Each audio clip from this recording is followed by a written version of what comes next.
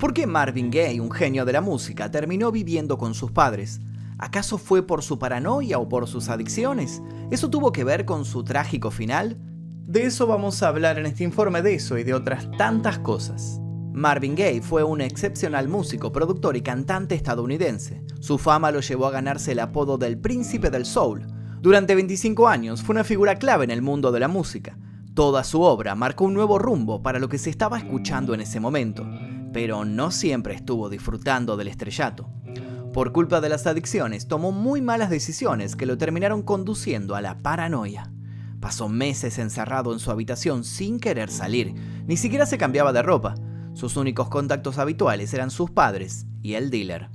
Los biógrafos afirman que durante sus últimas semanas quiso atentar contra su vida en 2 oportunidades, incluyendo una sobredosis deliberada de cocaína. En el ocaso de su vida, incluso llegó a tirarse de un auto en movimiento. Sin embargo, todo llegó a su fin más tarde, más precisamente el 1 de abril de 1984. El día que murió Marvin Gaye. Antes de comenzar, me gustaría que me cuenten si lo conocía Marvin Gaye y cuál es su tema favorito, y si es así, también les quiero dejar una pregunta. Hay 2 músicos que tuvieron un problema legal con la familia de Marvin Gaye. Ellos son Pharrell Williams y Robin Thicke. ¿Ustedes saben por qué surgió, a raíz de qué canción surgió esta disputa legal? Escríbanla en los comentarios si es así. Sin nada más que decir, los invito a dejar su like, suscribirse y dejar sugerencias para posibles futuros videos. Y ahora sí, comencemos.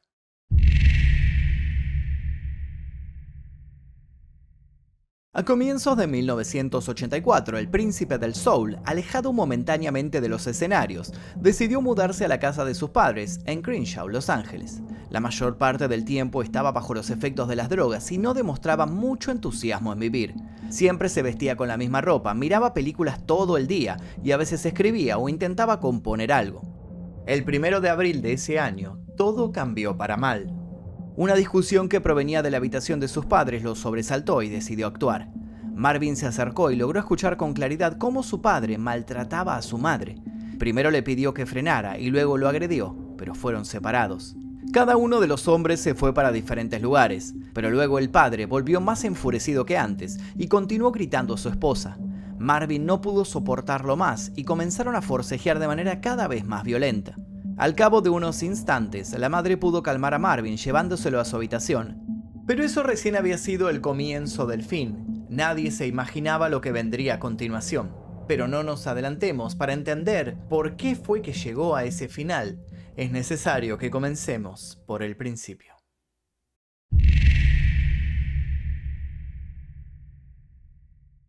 Marvin Pence Gaye Jr., conocido artísticamente como Marvin Gaye, nació el 2 de abril de 1939 en Washington, D.C., Estados Unidos. Su padre fue Marvin Gaye, un predicador apostólico muy severo con el que compartía el mismo nombre, y su madre, Alberta Williams Cooper, era una empleada doméstica.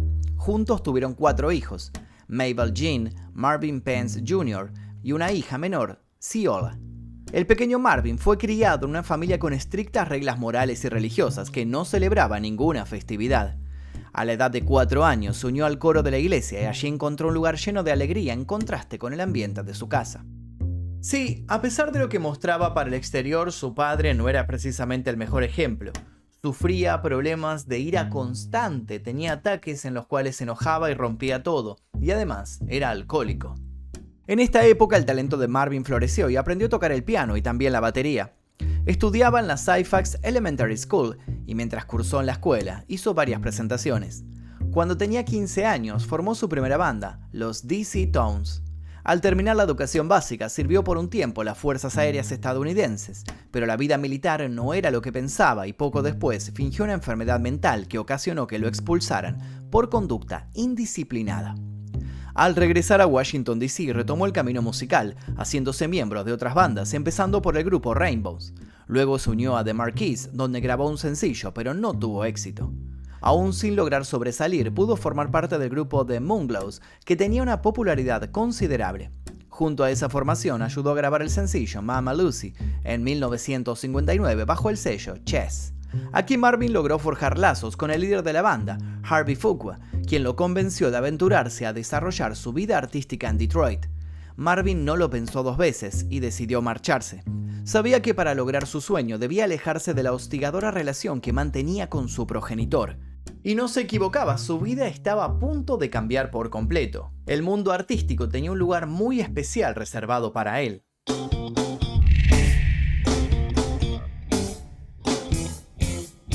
A comienzos de los años 60, Marvin llegó a Detroit. Allí, por intermedio de Harvey, conoció a Berry Gordy, un hombre que estaba construyendo su propia discográfica orientada al público de color llamada Motown. Berry quedó deslumbrado con la voz y el porte del joven Marvin y lo contrató de inmediato. Marvin grabó un disco con clásicos, pero no le gustaba cantar las canciones de rhythm and blues que le imponía Berry. Durante un tiempo trabajó como vocalista y baterista de reserva en la Motown Records. Al año siguiente, en 1962, Marvin se casó con Anna Gordy, hermana de Berry. Ella fue quien medió para que pudiese grabar su primer álbum de baladas, The Soulful Moods of Marvin Gaye. Lamentablemente no tuvo mucho éxito, pero no hay mal que por bien no venga. Eso lo llevó a cambiar su estilo, llegando al soul puro. Para ese entonces, el artista agregó la letra E a su apellido. Según su biógrafo David Rees, este detalle lo hizo para alejar los rumores que existían sobre su homosexualidad, algo que nunca fue confirmado ni tampoco desmentido. En ese libro también contó que Marvin, padre, se travestía en la intimidad, y luego se supo que Marvin, hijo, también lo hacía. El problema era que ambos lo vivían con culpa, ya que en aquella época no estaba bien visto disfrutar de la sexualidad propia si la misma rompía ciertas convenciones.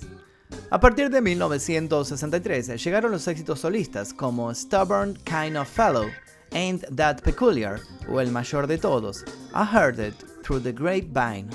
Para traer algo de estabilidad a su vida hogareña, Anna y Marvin adoptaron a un niño nacido el 17 de noviembre de 1966 que se llamó Marvin Pence Gaye III en honor a su padre adoptivo. En esa época Marvin comenzó con los duetos mixtos. Esto le dio mucha proyección y fama. Cantó con Tammy Terrell, con la que grabó algunos éxitos, pero su dupla definitiva la hizo con Kim Weston. Con ella sacó a la luz Ain't No Mountain High Enough y Your Precious Love en 1967. Ambos temas fueron un auténtico boom. Además, logró un vínculo tan fuerte en el escenario que para el público se trataba del romance perfecto. Sin embargo, ellos solo eran grandes amigos. Por fin acariciaba esa notoriedad con la que siempre había soñado. Pero las cosas no tardarían en truncarse. Ese mismo año, en una presentación en vivo, Tammy se desmoronó en pleno concierto y cayó desmayada en los brazos de Marvin. Luego se enteraron de la peor noticia. Ella tenía un tumor cerebral no diagnosticado. Más allá de los problemas para 1968, su éxito continuó en auge. Con su sencillo I Heard It Through the Grapevine, logró colocarse en el puesto número 1 de las listas R&B and Pop, logrando vender más de 4 millones de copias, siendo el mayor éxito de ventas de Motown de la década. Para marzo de 1970, Tammy Terrell, su gran compañera, finalmente falleció. Este acontecimiento golpeó a Marvin de una manera tan fuerte y dolorosa que lo hizo caer en una profunda depresión, casi al punto de querer abandonar la música. Tan grande fue el lazo que los unió que tiempo después, y según sus propias palabras, Marvin expresó: "Siento que de alguna manera yo he muerto con ella". Ese momento, como la delicada situación de su país, lo impulsó a tocar otras temáticas en sus canciones. Para 1971 escribió What's Going On. Berry Gordy no quería publicarla, ya que el éxito de Motown se había basado en grandes canciones sobre temas que no molestaran a nadie. Sin embargo, este sencillo con elementos del jazz y música clásica abordó la denuncia, la protección del medio ambiente, la corrupción política, el abuso de las drogas y la guerra. Esta creación fue inspirada en parte por su hermano Frankie, que acababa de regresar del frente. Aún así, la canción se difundió de manera casual, a pesar del dueño de la discográfica, y se convirtió en un éxito sin precedentes. Por lo que Berry, admitiendo su error, exigió a Marvin que tuviese listo un álbum a la brevedad.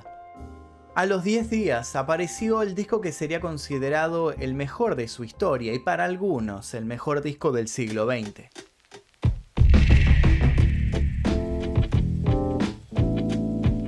Dado que estaba en lo más alto de su carrera, Marvin también se animó a hacer otras cosas, como jugar profesionalmente al fútbol americano en los Detroit Lions, o por lo menos intentarlo.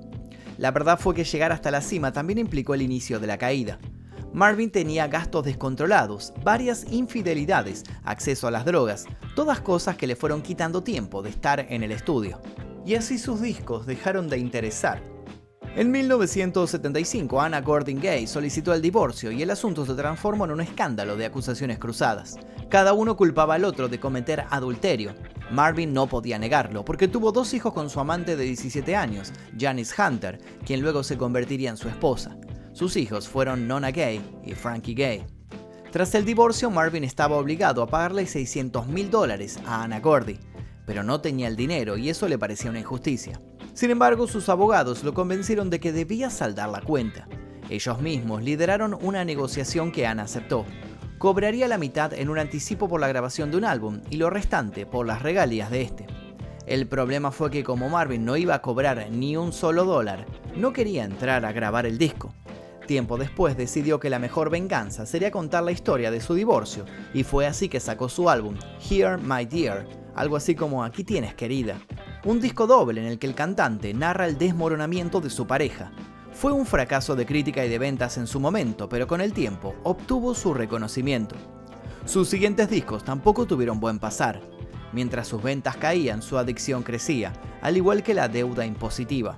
Se separó de su segunda esposa y tiempo después se recluyó en Bélgica, en la ciudad de Ostende.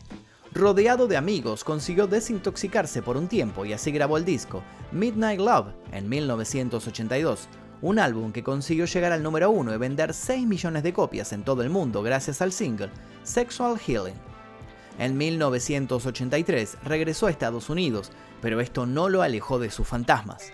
Consiguió una gira exitosa, 2 premios Grammy y apariciones televisivas estelares, como cuando cantó el himno en el Juego de Estrellas de la NBA.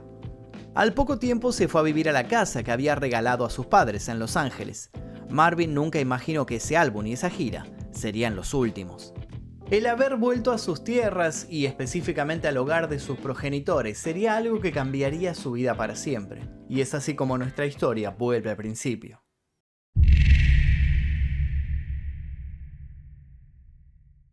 Como dijimos, gran parte de los ingresos de Marvin estaban embargados y lo que lograba esconderle a la agencia de recaudación lo gastaba en drogas. El príncipe del soul estaba abrumado por su adicción a la cocaína, por las deudas y sobre todo por la paranoia. Estaba convencido de que alguien lo quería matar. En su última gira dio varios recitales con un chaleco antibalas. Compró armas hasta casi poseer un arsenal. Destinó gran parte de sus billetes en personal de seguridad y hasta le regaló en la Navidad de 1983 un arma Smith & Wesson calibre 38 a su padre para su protección. Marvin Gaye jamás pensó que esa misma acción provocada por la paranoia y su adicción darían como resultado una paradoja que finalizaría con sus días y su sufrimiento. Pero hay una pregunta que es muy interesante para entender lo que siguió a continuación. ¿Por qué fue que volvió con sus padres? Una de las razones por la que volvió Marvin a casa de sus padres fue porque su madre, Alberta, se encontraba muy enferma. Ella había sido diagnosticada con una enfermedad renal por la que tuvo que ser operada de urgencia. Marvin y su hermano Frankie estaban en Bélgica y volvieron para acompañarla. Su padre no tenía intenciones de ayudar a la mujer, es más, siempre se mostraba como una piedra en el camino. El 31 de mayo de 1984, Alberta y su esposo tuvieron una discusión sobre una póliza de seguros extraviada. Cuando la discusión llegó a la habitación de Marvin, este se puso del lado de su madre, exigiendo a su padre que la dejara en paz. A la mañana del día siguiente, el 1 de abril de 1984, volvieron las discusiones. Esta vez, Marvin padre le gritó a su esposa que bajara de la habitación. El artista le dijo a su padre que si quería hablar con ella, que lo hiciera desde allí. El padre se negó y subió a la habitación para discutir con Alberta. Marvin se enojó y lo terminó empujando hacia el pasillo para después golpearlo y patearlo. En ese momento la madre intervino y frenó las agresiones. Por varias horas todo quedó en silencio, nadie discutía. Pero eso no significaba que las cosas habían vuelto a la normalidad.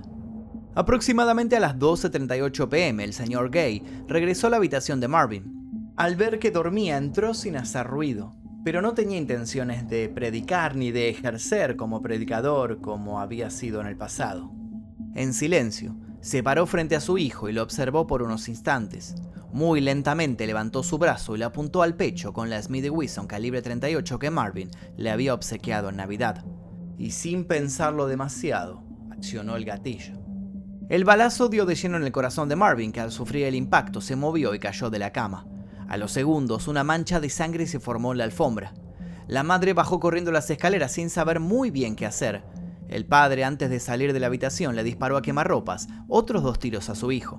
A los minutos llegaron las autoridades. El señor Gay alegó que fue en defensa propia. Dijo que temía por su vida por los constantes ataques de Marvin. Cuando los policías le preguntaron si amaba a su hijo, respondió: «Supongo que no me caía mal».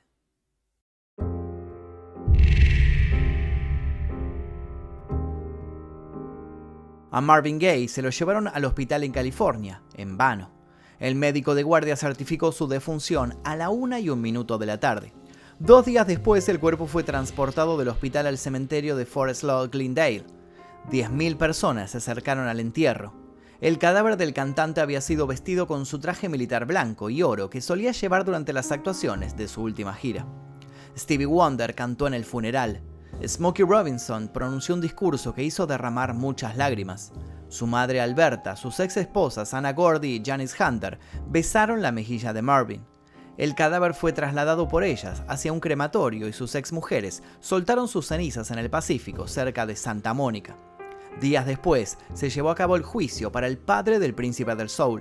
El juez tuvo en cuenta las agresiones previas de Marvin y su adicción, por lo que su padre fue sentenciado a tan solo 6 años de prisión. Alberta no soportó lo que había hecho y se divorció de él. El hombre quedó solo y terminó pasando el resto de su vida en un asilo para ancianos, olvidado por su familia. Luego se supo que el señor Gay guardaba recelo y envidia hacia su hijo, ya que el reverendo nunca generó mucho dinero y los principales ingresos los hacía Alberta con su trabajo doméstico en otras casas. El éxito de Marvin Gaye y sus regalos habían acrecentado esa envidia hasta hacerlo explotar.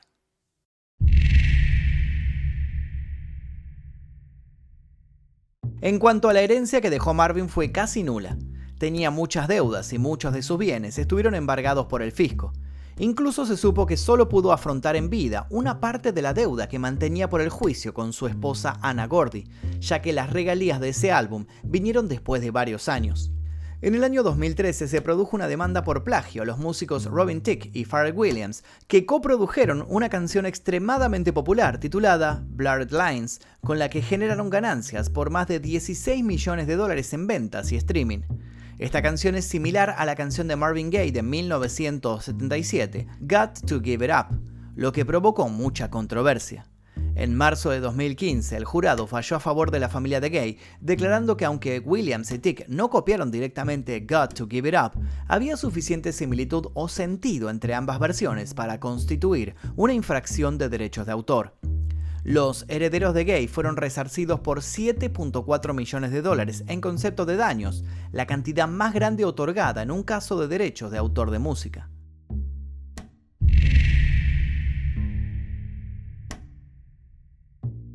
El legado de Marvin Gaye es innegable. Tiene claro su lugar en el Salón de la Fama del Rock and Roll y ha influenciado a miles de artistas. Además, Marvin fue una pieza fundamental en el crecimiento y fama de la disquera Motown, o mejor conocida como Tamla Motown. Considerado uno de los cantantes y productores más exquisitos que ha tenido la música, hoy día es sumamente recordado por la industria. Sus discos, aún los maltratados en vida, recuperaron apoyo crítico y siguen ganando oyentes. Sus canciones resisten el paso del tiempo y permanecen invictas. Aparentemente esa paranoia que brotaba en su interior y que muchas veces parecía llevarlo muy lejos de la cordura, no estaba para nada injustificada. I was undergoing 2 divorces during the same, and that's a bit of pressure. A lot of people probably think that is running away from the situation. Well, a wise general, if he's a good general and a good tactician, is certainly familiar with the art of retreat and regrouping for a better fight, better day. I simply look at my departure as just such a thing, and I'm here for rearmed mentally, physically, and spiritually. And hopefully I'm ready for a better fight. Siempre se había preocupado porque lo atacaran por sorpresa y eso fue lo que su asesino justamente hizo. ¿Qué hubiera pasado si se hubiera dormido utilizando ese chaleco antibalas que antes usaba todo el día? Nos queda esa pregunta flotando en el aire y mientras tanto los invito a dejar su like, suscribirse, activar notificaciones y también a dejar sugerencias para posibles futuros videos en este canal. Ya que estamos hablando de música, les cuento que tengo un canal nuevo que se llama Mephisto Music, en donde subo mis canciones. Yo hacía música hace muchos años, tal vez algunos lo sepan, algunos, seguramente la mayoría no, porque muchos de ustedes son nuevos, pero hay gente que me sigue del 2009, 2010 y bueno, se acuerda de eso, así que les voy a dejar un link aquí directo para que vayan a suscribirse si es que les interesa. Y sin nada más que decir, me despido. Mi nombre es Magnum Mephisto y nos veremos seguramente en el próximo video. Adiós.